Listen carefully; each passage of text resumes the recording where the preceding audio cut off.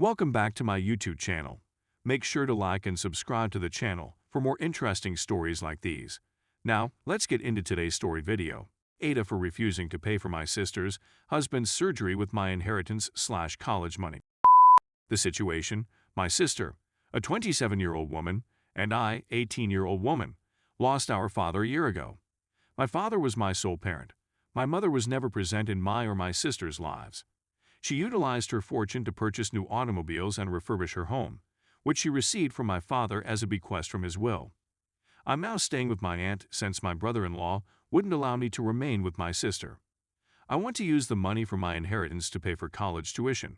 I've always wanted to be a doctor, but I'm not sure which field to specialize in just yet. My sister and I haven't been close since she married her chronically sick husband, who was given carte blanche to make disparaging remarks about my father and ridicule his illness, as well as cause a commotion during his burial. Because he is sick and should not be held liable for his actions, however, my sister has been visiting a lot recently, voicing her frustrations over my brother-in-law's health. He's been in and out of the hospital for cardiac difficulties, and he's in need of surgery at this point. She brought up the subject of my inherited money multiple times, but I eventually cut the talk short. She then asked me directly if I would be willing to assist her in paying for her husband's operation, promising to repay me in less than a year. I was apprehensive because if I gave her money for my inheritance, which is a substantial sum, there is no guarantee that she would repay me before it is time to go to college. I'm taking a year off because I know my sister won't be able to pay back the amount I owe, and I didn't want to put my future at jeopardy. When I declined to assist her, she threw a temper tantrum at my aunt's home, accusing me of being callous, harsh, and lacking empathy. She said that her husband's health should be a priority, and that I should assist her since education is little when compared to someone's health. She also inquired as to whether I would be glad to see her as a widow and my nephew as a fatherless child. My aunt offered that others pay, but the majority of them refused to work with my sister and her husband. After she continued criticizing and guilt-tripping me, I replied that her husband's deteriorating health was not my responsibility. Despite the fact that my aunt opted to remain out of it, she warned me that if I didn't intervene immediately, I would suffer long-term consequences in my relationship with my sister.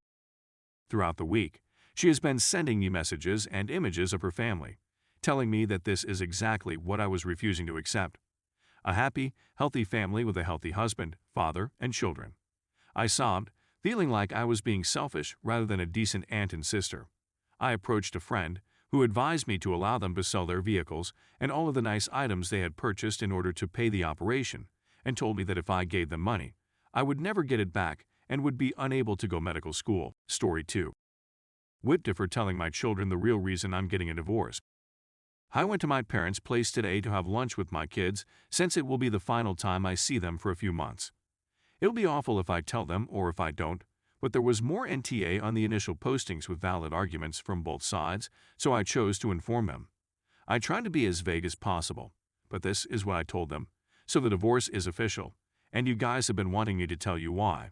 Because your mother and I haven't had the finest connection in the last year. Your mother was seeing another guy.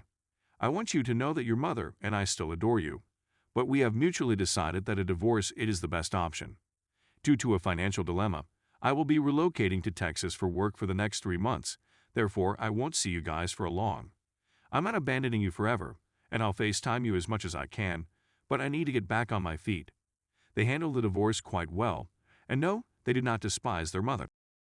Although telling them I'm going broke my heart, seeing the look on their faces, and the tears made it so much harder to leave now. Someone pointed out that this should have been included in the original post. We reside in Arkansas, but after the divorce is finalized, I will be returning to Texas with my parents to work in the oil field again due to low-paying employment in Arkansas, and I still have mortgages and expenses for the home my children are in. I won't be able to visit my kids for around 3-4 months until I can return to Arkansas, so I'm torn on what I should do here. I'm not sure whether I should tell my children that my wife and I are divorcing and I'm leaving since she cheated on me. I'll spare you all the little details in order to make this as brief as possible. But if you want any further information, please let me know. My children are 12 years old, 12 boys, and 14 years old girls. I want to say I don't want to tell them because I don't want to take a cheap shot at my soon-to-be ex-wife. But I also don't want to lie to my children since I believe they should know what happened between us because they will ultimately figure it out on their own. If I were to tell kids, I would say something like, well, the reason your mom and I are breaking up is because she was seeing another man. I don't want you to be furious at her. She's still your mom and loves you guys a lot. Update. I've chosen to offer an update for those of you who may be interested in the conclusion of this. My company notified me this morning that they want me in Odessa at 5 a.m. on Monday, which is 2 weeks earlier than I was meant to leave, so the divorce will be put on hold for a while. Story 3. Ada for acting too friendly to my ex's wife. He cheated on me with her. Jake used to be my husband, and he had an affair with Melissa at that time. It was as a result of this that we divorced, and he and her are now married. Jake and I are the parents of 2 children, a boy and a girl, respectively. We made the decision to celebrate Christmas as a family with Jake's family during the holidays. His desire for me to be there was for the benefit of the children, and I agreed that it would be wonderful to have a sense of normalcy for a change. The presence of Melissa was also anticipated, and I was determined to make the situation work. Of course, she has hurt my feelings, but she is married to the father of my children, and she is their stepmother, and civil co-parenting is in the best interests of the children. Therefore, I sat next to her at dinner and tried to start up a conversation with her about her professional background. We both work in the same industry, her interests in travel, her children, and other such topics. I treated her as if she were a part of my family or a close friend. Later, when the kids were having a good time with her and Jake, I walked over to play with them as well. And I got the distinct impression that she was uncomfortable with something, but I had no clue what was going on. She is a socially inept person, so I believed she was just being shy. A month later, our son's birthday approached, and he expressed a desire to spend the day at the zoo with both his parents and his sister. As a result, we went and Jake brought Melissa along with us. I tried to be cordial once again, inquiring about her new employment, which Jake had informed me about, and engaging her in light talk about the children.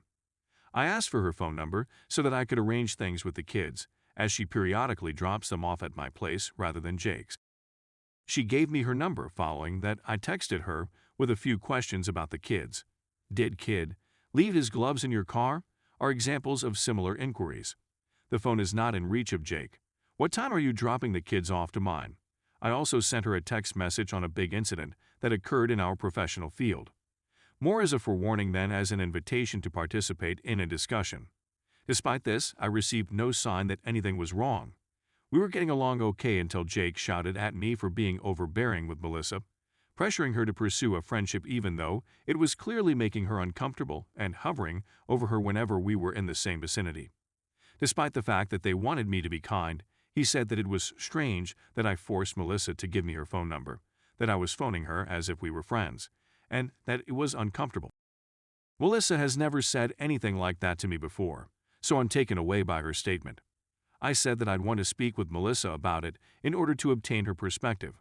I was told no, she was blocking me, and she had requested that I back off in the event that we ever crossed paths again. The situation seems unusual to me, and I'm not sure how much of it is due to him versus her interacting with each other. My impression is that I was seeking to de-escalate the situation for the sake of our children, but she is shoving me aside. Ada for seeming to be too concerned about being good to my children's stepmother. My ex-husband had an affair with her, which made the situation much more awkward for me.